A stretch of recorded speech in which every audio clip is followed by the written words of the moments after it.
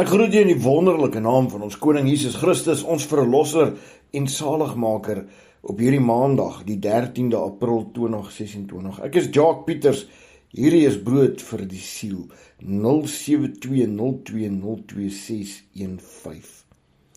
Johannes 10 vers 1 tot 21 is die gelykenis van die goeie herder. Maar wat bedoel Christus regtig? Toe hy sê, voorwaar, voorwaar, ek sê vir julle, wie nie by die deur in die skaapstal ingaan nie, maar van 'n ander kant af inklim, hy is 'n dief en 'n rower. Vers 9 sê, ek is die deur. As iemand deur my ingaan, sal hy gered word, en hy sal ingaan en uitgaan en veiding vind. Jy sien, Jesus bestempel homself hier as die herder, ons die skape.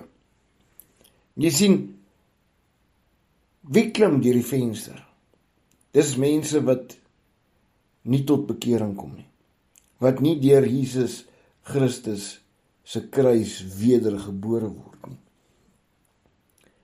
En dis nie omdat ek oordeel vandag nie, die Bybel sê vir ons, daar's valse leraars, daar's valse profete, en ons moet die geeste toets van die mense. Want Jesus waarsku, baie sal mislei word. En baie is daar om ander te mislei. Hoekom? Hoekom gebeur dit? Jy sien, ons moet begrip neem van die duisternis en die lig. Want die woord sê vir ons, die bose is die duisternis en die lig is wat by Vader, skepper van hemel en aarde is.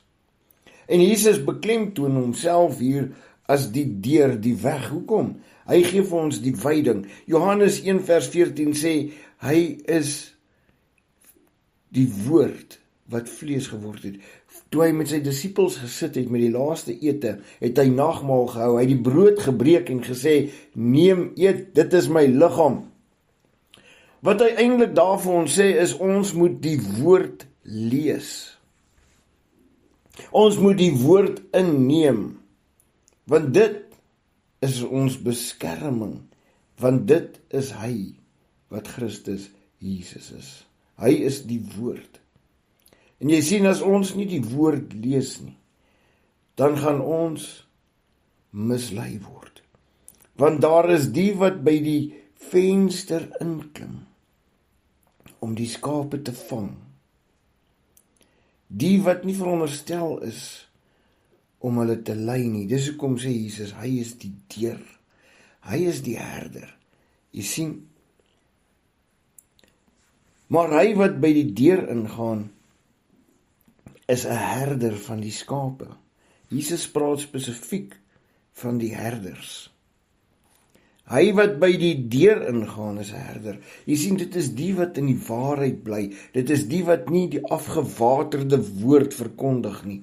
Dit is die wat die woord van Christus gebruik, wat ons waarsku teen die bose dinge. Jy sien, Jesegiel 3 en Jesegiel 33 waarsku ons dat ons moet kyk, en as daar moeilikheid kom, moet ons waarsku, en as ons nie waarsku nie, dan is die bloed op ons hande, maar as ons waarsku en hulle luister nie, dan is hulle bloed op hulle eie hande. Vir hom maak die deurwagter oop, en die skape luister na sy stem, en hy roep sy eie skape by hulle naam, en lei hulle uit. En wanneer hy sy eie skape uitgebring het, loop hy voor hulle uit, en die skape volg hom, omdat hulle sy stem ken. Hoe gaan jy sy stem ken? Jy sien, alleenlik, as jy jou woord lees.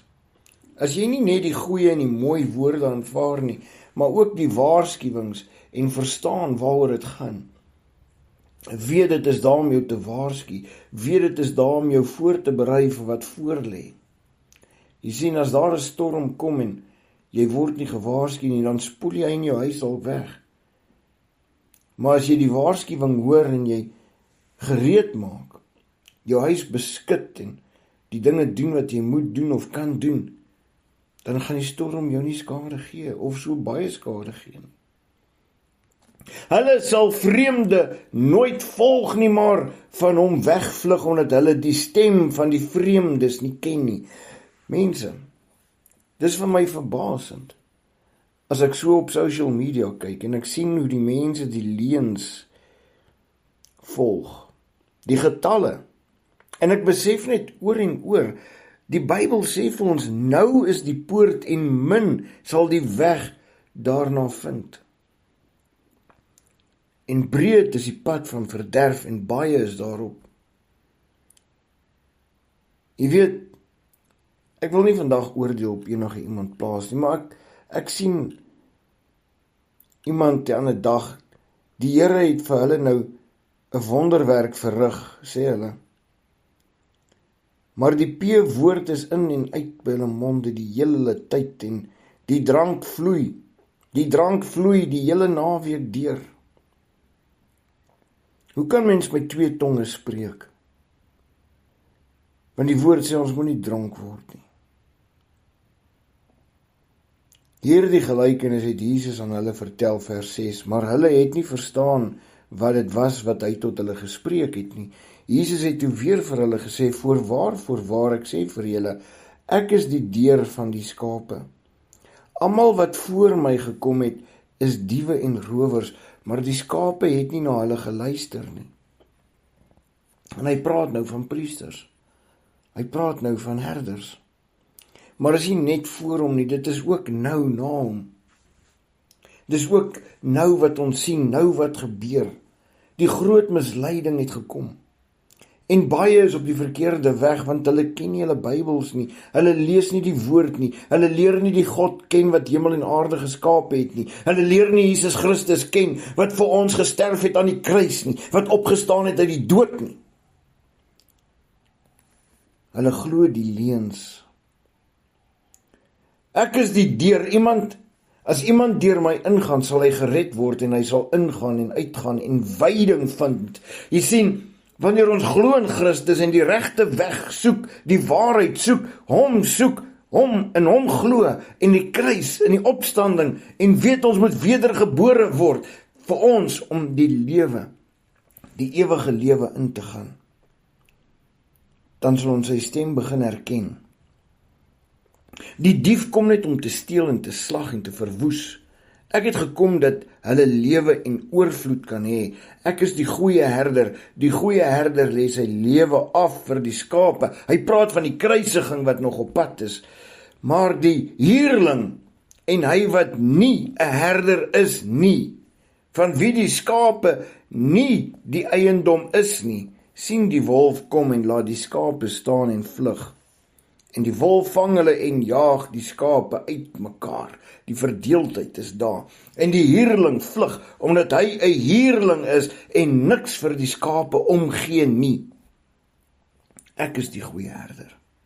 En ek ken my eie en word deur my eie geken.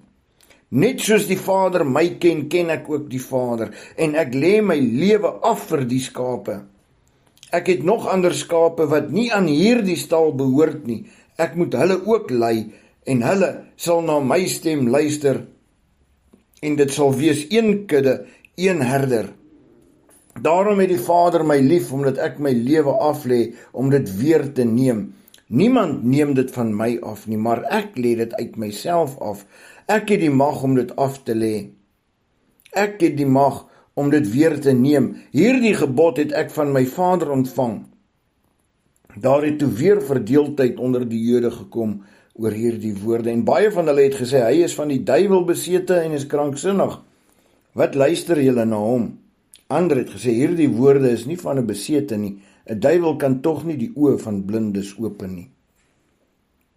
Kom ons neem die woord van die Here op en ons vertrou ons herder, en ons lees ons Bybels en ons soek die waarheid, sodat ons daarin kan wandel, sodat ons nie verlei of mislei word nie, in Jesus naam. Kom ons bid. Here, wees met ons in hierdie week, Here. Gee ons die krag, die kennis, die insig, Here, sodat die wysheid kan volbring word in ons, sodat ons U stem kan volg en geen valse herder sal volg en deur hulle mislei word nie, in Jesus naam. Amen.